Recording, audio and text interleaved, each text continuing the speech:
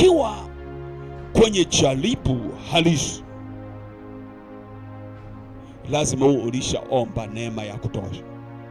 Lazima ulikuwa una misuli ya kutosha. Una misuli ya kutosha, unatikiswa. Yaani lazima kwenye lile jambo uwe na misuli ya kutosha kutoka kwenye hilo jambo. Lakini ghafla linakupotezea mwelekeo. Kwa hiyo unapoona kina Petro, kina Paulo na Sila, barake walikuwa wamekusanya nguvu kiasi cha kutosha. Ukikusanya nguvu kiasi cha kutosha, siku ya shida hutapata shida, kusaulisha kusanya nguvu kiasi cha kutosha. Haleluya, haleluya. Kwani mtumishi, ukujua kuishi ni Kristo, kufa ni faida, mbona ulikimbia? Bwana Yesu asifiwe. Bwana Yesu asifiwe.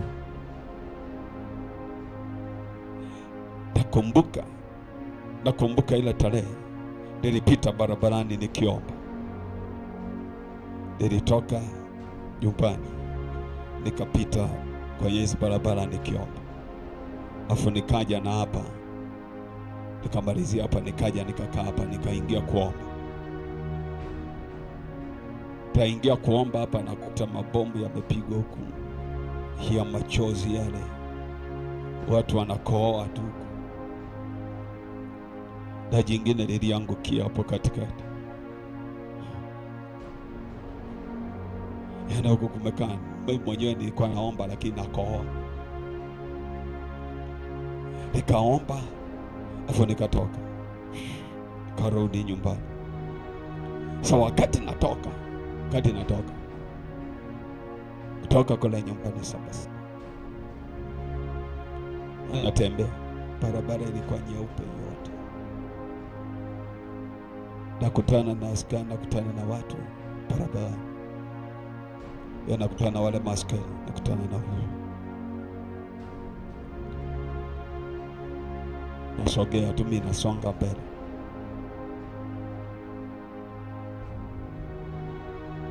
Nikafika sehemu nikakutana na ndugu mmoja. Nikawaomba askari wale wampeleke nyumbani, kwa sababu alikuwa hajielewi, alikuwa amekunywa. Sasa naomba mumsaidie huyu aende nyumbani. Wakati tumekusikia mchungaji, kwa hiyo umenipa mimi kazi, mimi nitaishughulikia hiyo. Nikatembea.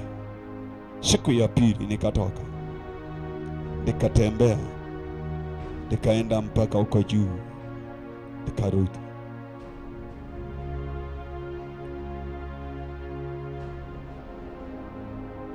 Lakini nilikuwa naomba. Bwana Yesu asifiwe. Wakaniambia, sasa wewe maombi ya namna gani haya? Yaani mpaka utoke, sio ungeombea huku ndani.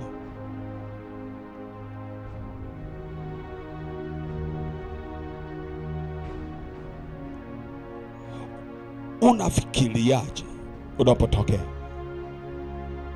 Lazima kuwa na namna ambavyo wakati mimi aya anatokea, Agnes alikuwepo.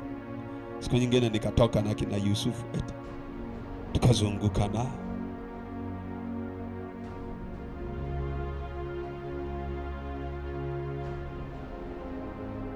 Bwana Yesu asifiwe.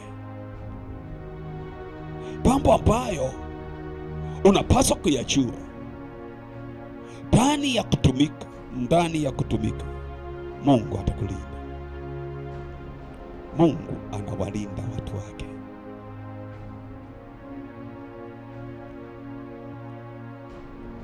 Haleluya. Mwingi akasema, mtumishi, unachofanya huna maarifa. Watu wangu wanaangamizwa kwa kosa maarifa.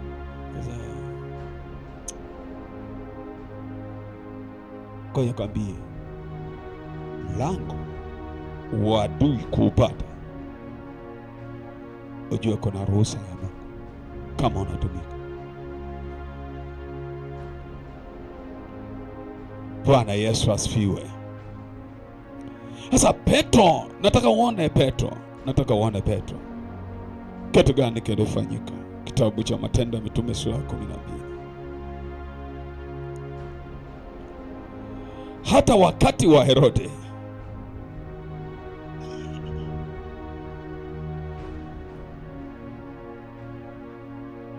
Herode alipotaka kumtoa usiku ule ule, Petro alikuwa amelala katikati ya askari wawili. Sema alikuwa amelala. Sema tena hilo neno. Sema tena na tena.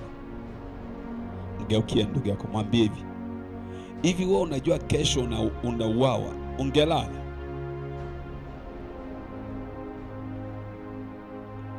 Alafu jamaa amelala wapi? Katikati ya askari wawili, amefungwa minyororo miwili. Yaani amefungwa minyororo miwili, miguuni na mikononi umefungwa minyororo, ungelala? Umefungwa pingu miguuni na mikononi, ungelala?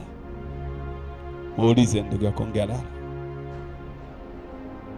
Alafu wakati umefungwa hayo, uko katikati ya askari wawili, wanakulinda, ungepiga usingizi? Kwenye kuomba naweza nikaamini ungeomba, Mungu Baba, mikononi mwako naiweka roho yangu. Hiyo najua ungeomba, najua tu ungekimbilia haraka haraka Mungu aiweke roho yako mikononi mwake wakati hana mpango wa kuiweka.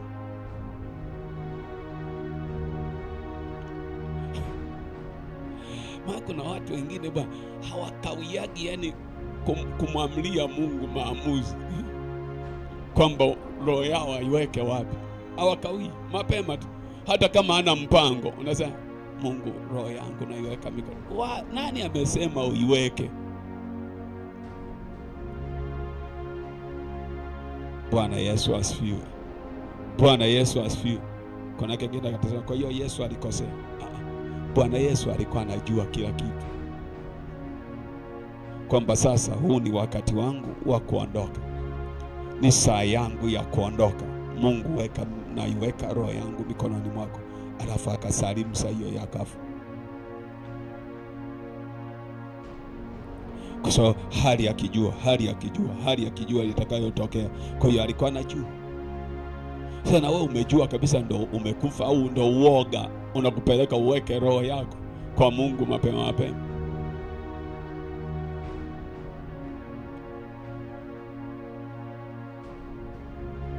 Lakini mwangalia Yesu asema, Bwana, ikiwa sio mapenzi yako kikombe hiki kiniepuke. Kama sio mapenzi yako kikombe hiki kiniepuke. Maana yake alikuwa anakufundisha nini? Alikuwa anasema hivi, kama sio wakati sahihi wa hilo jambo kutimia, na liondoke.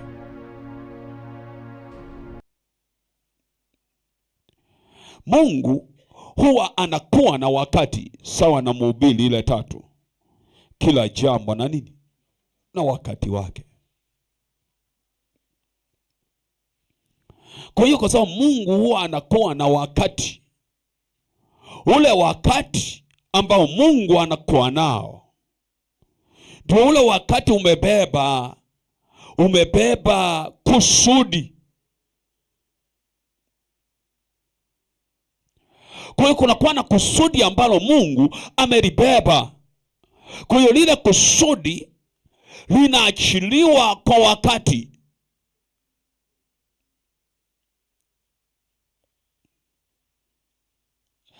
Ndio maana hata wana wa Israeli ilipofika wakati, Mungu akawakumbuka, akaenda kuwatoa. Ilipofika wakati. Leo ikifika wakati, Mungu atakutoa kwenye shida, atakutoa kwenye ugumu, atakutoa kwenye mateso. Ikifika wakati. Ndio maana ikifika wakati unashangaa, unaanza kupata taarifa, hata kama ni wakati wa wewe kufanikiwa, unaanza kupata taarifa za kufanikiwa ambazo ulikuwa hujawahi kuzipata. Kwa nini? Kwa sababu ni wakati ukitimia. Ukitimia wakati, unaanza kupata taarifa za kitu ambacho ungetamani kukipata muda mrefu. Na umeteseka muda mrefu, alafu unakutana na taarifa. Haleluya, haleluya, haleluya. Mwambie ndugu yako wakati. Mwambie wakati. Mwambie wakati. Mwambie tena wakati. Bwana Yesu asifiwe. Ikifika wakati. Kila jambo limefichwa kwenye wakati. Kwa hiyo ikifika saa mbingu zimeruhusu uondoke duniani, hakuna wakuzuia. Ikifika saa Mungu ameamua afanye jambo kwenye maisha yako, hakuna wakuzuia. Ikifika saa ya kukuponya, hakuna wakuzuia uponyaji wako. Ikifika saa. Ndio maana unaona Yesu anamwachilia Lazaro wa Bethania. Anaumwa Lazaro wa Bethania mpaka anakufa Lazaro wa Bethania. Afu Yesu anaenda akiwa kaburini siku 4. Afu anafika anamfufua. Kwa nini asikimbilie wakati anaumwa? Hakukimbilia wakati anaumwa kwa sababu haikuwa saa. Ilitakiwa Lazaro afe kabisa. Ilitakiwa Lazaro aingie kaburini kabisa. Ilitakiwa Lazaro aoze, aanze kunuka, ndipo Yesu akamfufue. Saa ya kumfufua Lazaro ilitakiwa awe kaburini siku 4. Bwana Yesu asifiwe. Bwana Yesu asifiwe. Ndio maana saa ilipofika, Biblia inasema kwenye ile Luka 1, unaona saa ilipofika, Luka 1, Luka 2 ile. Saa ilipofika, ndani akaambiwa aende akampokee mtoto Simeoni. Saa ilipofika, akaza sasa wamruhusu mtumishi wako aende kwa amani, kwa macho yake yameuona wokovu wa Israeli. Sangalia. Biblia inasema Mungu alizuia Simeoni asife.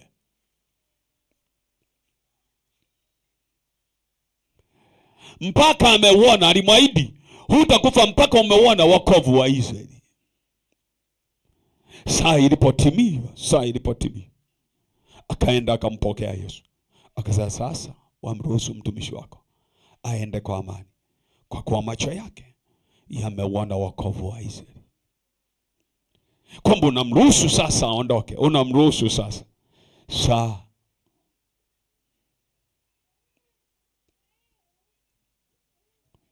Petro akiwa katikati ya askari wawili akapiga usingizi. Amelala. Kanisa likamwomba Mungu kwa juhudi kwa ajili ya Petro. Malaika akamtokea Petro akiwa amelala, akampiga ubavuni. Amka Petro. Petro akaamka. Alipoamka Petro, nini kilifanyika? Biblia inasema akamwambia nifuate. Hebu tuisome uione ilivyo tamu hii habari. Maana wakati mwingine nikisimulia tu kuna vitu vingine vinapotea. Malaika wa Bwana akasimama karibu naye. Nuru ikamulika mle chumbani. Akampiga Petro ubavuni. Akamwamsha akisema, ondoka upesi. Sema minyororo yake ikamwanguka mikononi. Sema tena hayo maneno. Sasa angalia, alikuwa na minyororo mikononi, ikamwanguka. Yaani minyororo yenyewe iliyofungwa kikamilifu ikafunguka. Lakini kumbuka yuko katikati ya nani? Ya askari. Minyororo wawili wanamlinda, amelala. Afu anaambiwa inuka upesi. Afu jamaa anainuka, minyororo inaanguka. Ndio. Malaika akamwambia, jifunge kavae viatu vyako. Sasa angalia. Jifunge kavae viatu vyako. Akajifunga, akaenda akavaa viatu, lakini askari anawaona wako hapo. Alafu anafanya hayo matendo. Wewe unaonaje? Ndio maana Daudi akasema, mwambieni Mungu matendo yako yatisha kama nini. Bwana Yesu asifiwe.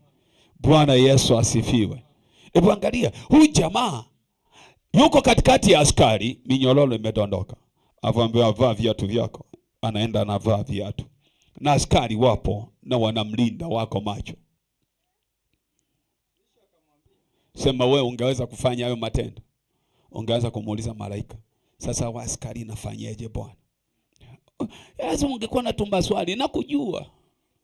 Bwana Yesu asifiwe. Mwambie wewe ungesemaje?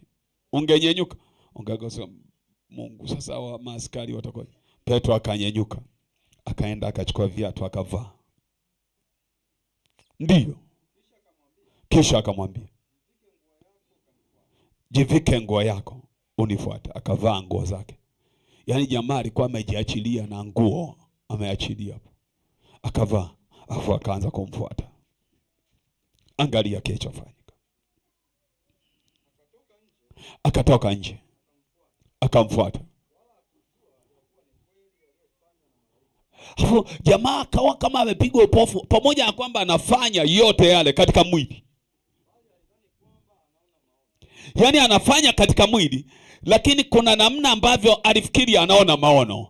Mungu atakutoa kwenye eneo ambalo ni la hatari. Na wakati mwingine mpaka utasema, hivi nimetokaje eneo hili? Kwa sababu Bwana yu pamoja na wewe. Ndani ya kutumika kuna jambo Mungu atafanya juu ya maisha yako. Na mimi nataka nikuhakikishie, shida unayopita ni ya kitambo, na kitambo utaisahau. Bwana Yesu asifiwe. Bwana Yesu asifiwe. Kuna shida zingine watu wanapita ni za kitambo, za kitambo zinakoma, wala usioni tena. Mpaka unasema, hivi mimi nilishawahi kupita huko? Ndio. Unabaki na historia na watu wanakuambia, hivi wewe mwenzetu ulivukeje? Alafu unasema kirahisi, Yesu ndo alinisaidia. Alafu waamini kama sio wakati wake. Sasa yeye naye muongo. Tuambie ni kwa mganga gani ulienda? Maana kuna watu wanaamini wanadamu kuliko Mungu. Bwana Yesu asifiwe. Bwana Yesu asifiwe. Kuna watu wanaoamini waganga kuliko nani? Na mimi nataka nikwambie, muamini aliyekuumba kuliko wale ambao hawakukuumba.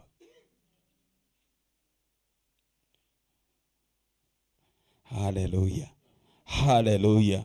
Haleluya. Biblia sasa hakujua, alifikiri anaona maono. Ndio kuna mambo mengine utakuwa unasimulia Yesu akiwa amekushindia. Unahisi kama vile maono unaona, yani huamini Yesu alichofanya. Kuna mambo mengine Mungu anakutendea, yani hata wewe unasema hivi imewezekanaje? Yani namna ambavyo, hebu muamini tu alafu uone. Kama alivyosema mtumishi wa Mungu Yehoshafati kwenye ile Mambo ya Nyakati wa Pili sura ya 20 ile, ukianza mstari wa 20 pale. Mambo ya Nyakati wa Pili sura ya 20 ukianza mstari wa 20, alivyosema Yehoshafati, aliwaambia watu, muaminini Mungu ndivyo mtakavyothibitika. Waaminini manabii ndivyo mtakavyofanikiwa. Kwa hiyo ukimwamini Mungu utathibitika tu. Tunasema utathibitika katika haki, utakuwa mbali na koneo. Bwana Yesu asifiwe. Bwana Yesu asifiwe. Tuma kuna wakati mwingine, yani unamwona Yehoshafati anaamka asubuhi na mapema, wanafanya utumishi. Ndani ya utumishi kuna mambo yanatokea pale, yani kutumika tu. Mungu akainua watu wakatabili na yakawa kama vile walivyosema. Kasoma hivi vizuri Mambo ya Nyakati wa Pili sura ya 20. Leo ukienda ule mstari wa 20. Ndani ya kutumika Mungu atakuinulia msaada. Ndani ya kutumika Mungu atakufanikisha, atakusaidia, atakuvusha, atakutetea, atakupigania, atakuinua, atakuficha, ataondoa aibu yako, ataondoa teso lako. Kile kilichotesa moyo wako kitaondoka.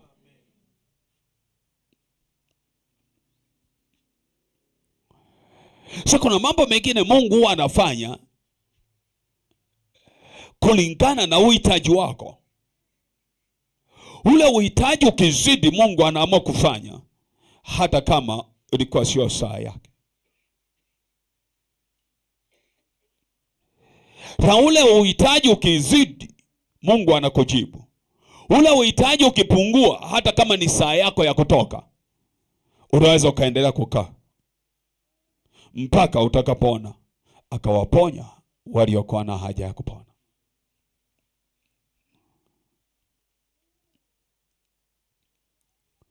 Ndio maana unaona Yesu anaenda kwenye mti, anaukuta ule mti kwenye ile Marko 11, si ndio? Anaukuta ule mti una majani unapendeza, kiasi kwamba majani ulivyokuwa unapendeza ulikuwa kama vile ni mti ambao una matunda. Akaukuta pale, afu akaangalia kwenye ule mti, hakuona matunda.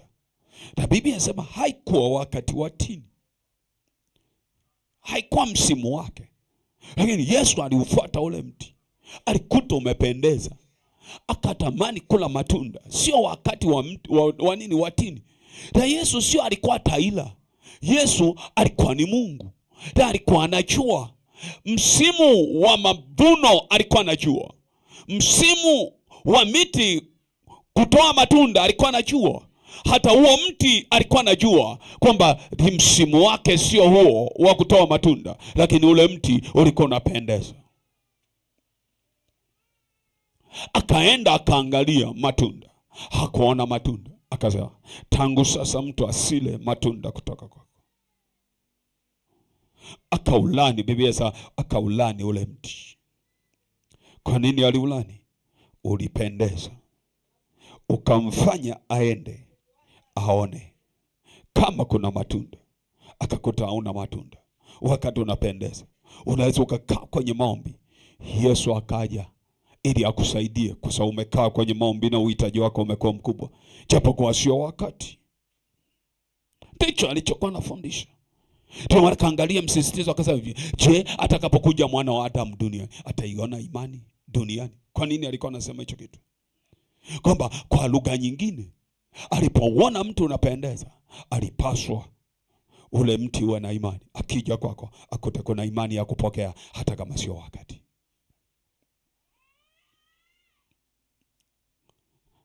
Haleluya, haleluya, Bwana Yesu asifiwe.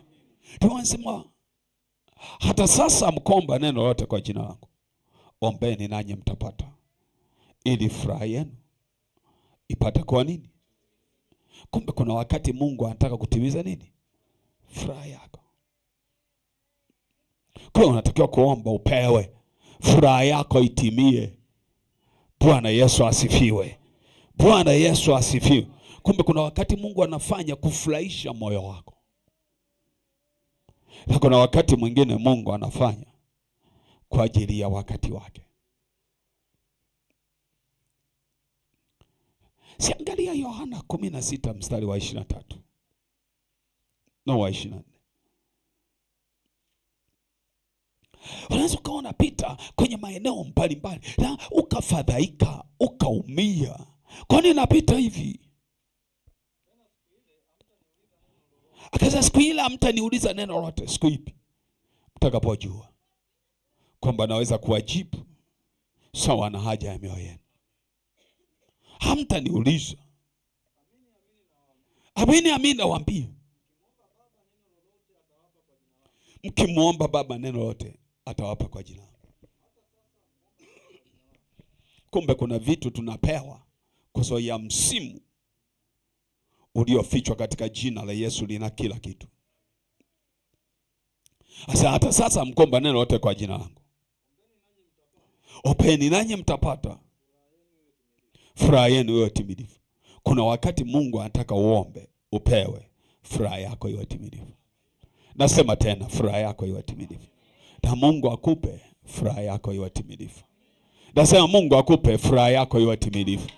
Nasema Mungu akujibu furaha yako iwe timilifu. Haleluya, haleluya, haleluya. Akupe furaha yako iwe timilifu. Kwa wakati mwingine unapopita kwenye shida na magumu na mateso, Biblia inaeleza wazi kwenye Maombolezo sura ile ya 3. Kitabu kile cha Maombolezo sura ya 3. unaanza kuona ile tabia ya Mungu alivyo. Bwana Yesu asifiwe. Tabia ya Mungu alivyo unaanza kuiona. Angalia ule mstari wa 20.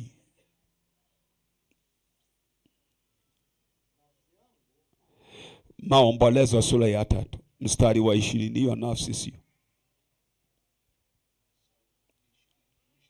22. Sawa. Samani, unisamee mtumishi. Mstari wa 22. Ni huruma za Bwana kwamba hatuangamii. Mwambie ndugu yako, ni huruma za Bwana. Mwambie tena kwamba hatufanyi nini? Hatuangamii, kwa kuwa rehema zake hazikomi.